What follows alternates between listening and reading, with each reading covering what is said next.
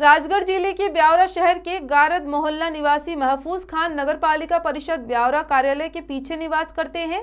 विगत 25 जून 2021 से अपनी पुत्रवधू और बहू की मां ने उनके मकान पर कब्जा कर अभद्र व्यवहार किया। महफूज खान और उनके पुत्र समीर और उनकी 9 वर्षीय छोटी बच्ची को घर से निकाल दिया। तभी से महफूज खान अपना घर छोड़कर दर दर भटक रहे हैं। नरसिंहगढ़ में अपने परिचित के यहाँ किराए के मकान में रहते हैं। इन्होंने अपनी शिकायत ब्यावरा थाना प्रभारी ब्यावरा एसडीएम महोदय, एसडीओपी कलेक्टर और एसपी मानव अधिकार आयोग तथा सीएम हेल्पलाइन 181 तक को आवेदन देकर अपनी समस्या से सभी को अवगत कराया, किंतु इसके बावजूद कोई कार्रवाई नहीं हुई। महफूज खान का कहना है कि मेरे बेटे के विवाह के बाद से ही बहू परेशान करने लगी, जिसके कारण मेरा पुत्र समीर खान 10 जून 2021 से डर के कारण घर से कहीं चला गया। उसके जाने के बाद अंजुम बहू ने उसकी मां को सारंगपुर से ब्यावरा बुला लिया और मेरे साथ लड़ाई मारपीट की और मुझे जान से मारने की धमकी देते हुए मुझे मेरे घर से निकाल दिया और कहा कि यदि इस घर में आओगे तो मैं तुम्हें पत्थर और लाठियों से पिटवा दूंगी और गंदी गंदी गालियां भी देती और झूठे मुकदमे में फंसा दूंगी, ऐसा कहा। नरसिंहगढ़ में किराए के मकान में रहता हूं। मेरा अन्य कोई और रहने के लिए व्यवस्था नहीं है, पर मेरे खिलाफ कोई झूठा केस लगा सकता है। उन्होंने बताया कि न्यायालय में तलाक का प्रकरण भी लगाया हुआ है। कहाँ के रहने वाले? ब्यावरा, जिला राजगढ़, वार्ड नंबर 2, नगर पालिका के पीछे। ब्यावरा नगर पालिका के पीछे मकान? जी हाँ। क्या समस्या है आपकी? मेरी ये समस्या है सर कि मेरा बेटा और बहू के आपसी लड़ाई झगड़ों में मुझे मेरी बहू और उसके माता पिता हनीफ खान, माता अफसाना भी और भाई सलमान खान और भाई सुहेल खान, इन लोगों ने मारपीट करके 15 जून 2011 को घर से निकाल दिया। उस तारीख से आज तक मैं अपने घर से बाहर हूँ। मुझे घर में आने नहीं दिया जा रहा है। मैं बहुत परेशान हो चुका हूँ। जगह जगह आवेदन देता फिर रहा हूँ। क्या आपने ब्यावरा थाने में आवेदन दिया? जी, मैंने ब्यावरा टीआई साहब को आवेदन दिया है, ब्यावरा एसडीओपी साहब को आवेदन दिया है और एसपी महोदय राजगढ़ को आवेदन दिया है, कलेक्टर महोदय राजगढ़ को आवेदन दिया है, एसडीएम महोदय राजगढ़ ये ब्यावरा को आवेदन दिया है, लेकिन मेरी कहीं से किसी प्रकार की कोई सुनवाई नहीं हो रही है।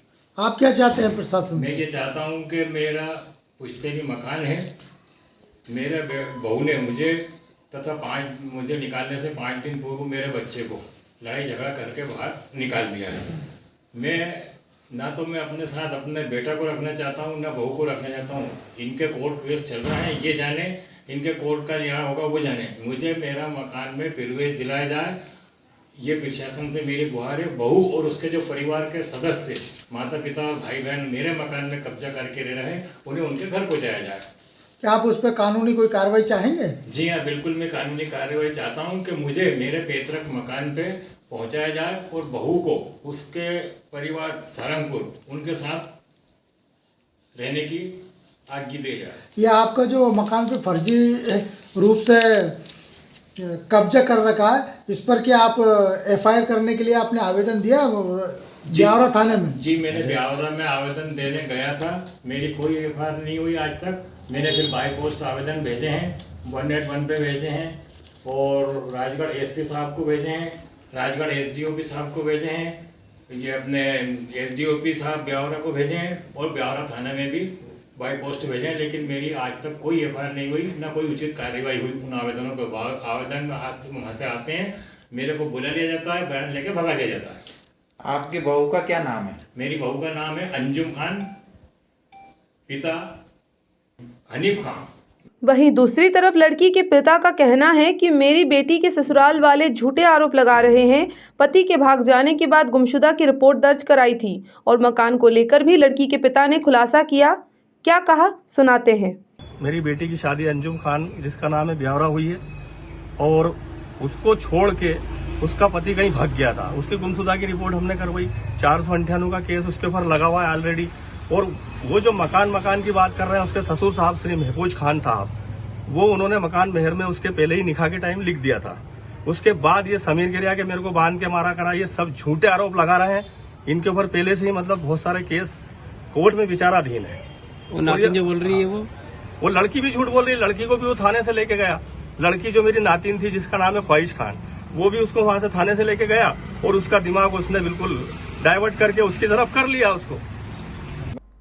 इस मामले में बच्ची के पिता समीर खान कहते हैं कि उनकी पत्नी लड़ाई झगड़ा करती रहती है। पत्नी ने मायके वालों के साथ मिलकर मारपीट की और मुझे कमरे में बंद कर दिया था। मेरी पत्नी का नाम अंजुम खान है और मेरी पत्नी पिछले 2-3 वर्षों से मेरे साथ लड़ाई झगड़ा बिना बात के करती आ रही थी और 8 जून 2021 को मेरी पत्नी, मेरा ससुर हनीफ खान, माता ससुर सास अफसा नबी, बड़ा वाला भाई पत्नी का सलमान और छोटा भाई सोहेल, इन 5 लोगों ने मिलकर 8 जून 2021 को रात को कमरे में बंद करके मेरे साथ बहुत गंभीर रूप से मारपीट की।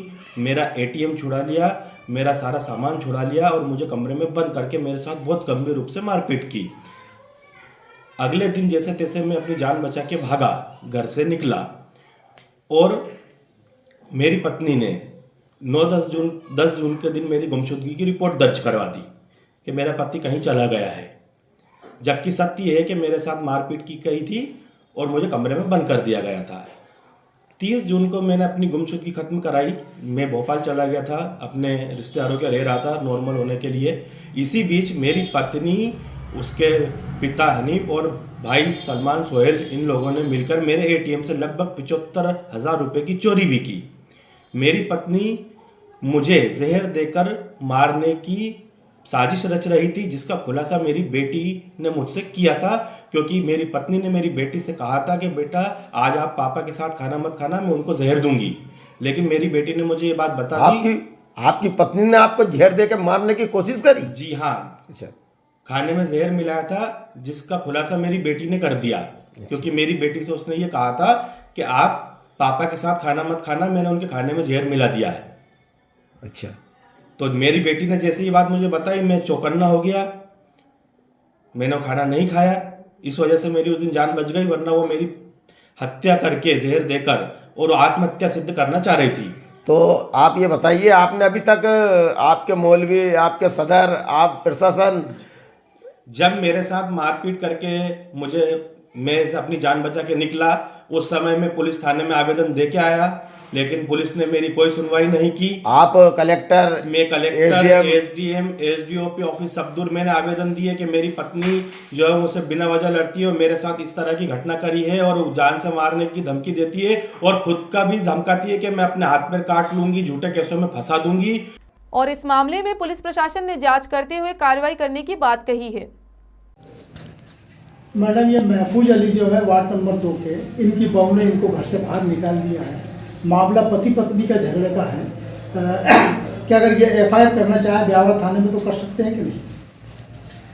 इनकी पहले से इनकी बहू के द्वारा इन पर FIR कराई जा चुकी है 498A की, और अन्य प्रकरणों में इनकी जो पारिवारिक विवाद चल रहे हैं वो चल रहे हैं। जो इनकी एज आप जानते हैं मुस्लिम कम्युनिटी से बिलोंग करते हैं, इन लोगों के जो सदर साहब लोग हैं, उन लोगों के द्वारा भी कम्युनिटी बिठा ली गई थी और उनके द्वारा भी कोई डिसीजन दिया गया है। हाल में अभी SDM साहब के पास और कुछ कोर्ट में इनका निर्णय रह गया है, तो वो फाइनल आ जाएगा, उसके बाद हम लोग आगे प्रोसेस करेंगे। अगर ये भारतीय संविधान के हिसाब से, जैसे कि सीनियर सिटीजन का जो कानून है, उस हिसाब से अपना आवेदन के माध्यम से अगर FIR मांग करे तो उस पर कार्रवाई करेंगी या नहीं? जो भी कानूनी कार्रवाई होगी वो की जाएगी। ठीक है, धन्यवाद। आप ब्यावरा से जो महफूज भाई हैं, इनकी बहू के द्वारा एक FIR की गई है मानसिक प्रताड़ना की, उसके संबंध में आपके द्वारा क्या जांच की गई? ये मामला है, इसमें जो फरियादिया है अंजुम खान, इनके द्वारा हमारे यहाँ पर 1 साल पूर्व अपने पति और पति के परिजन के विरुद्ध 498 का मामला रजिस्टर्ड कराया है। इसको लेकर हमारे द्वारा चालान न्यायालय में प्रस्तुत किया जाता है, जो प्रकरण वर्तमान में न्यायालय में विचाराधीन है। और जो महफूज खान है, इनके ये वर्तमान में जो इनका घर है उसमें नहीं रह रहे हैं। तो इसमें इशू ये आ रहा है कि जो इनकी पत्नी के विरुद्ध भी इन्होंने, जो इनकी बहू है उनके विरुद्ध भी इन्होंने आवेदन दिया है कि साहब ये मुझे नहीं रख रही है। इसके संबंध में इन्होंने एक आवेदन SDM कार्यालय में भी लगा रखा है, जो SDM साहब के यहाँ भी विचाराधीन है। इसमें जैसा भी जो निर्णय होगा, जो वैधानिक कार्रवाई होगी, उसमें पुलिस के द्वारा पूरी कार्रवाई पूर्ण की जाएगी।